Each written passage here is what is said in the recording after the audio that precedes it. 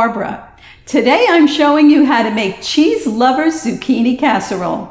Sliced zucchini baked with mozzarella cheese is a delicious side dish because it tastes like pizza. Ready to make Cheese Lovers Zucchini Casserole? Let's go!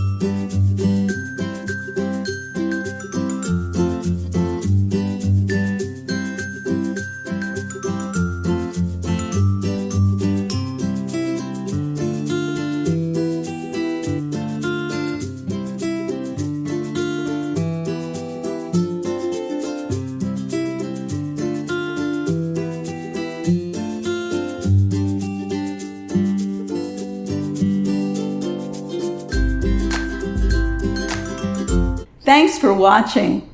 You can find the full recipe in the video description. And be sure to subscribe, like, and follow. And check out more of my videos for delicious recipes you can easily make at home. See you there.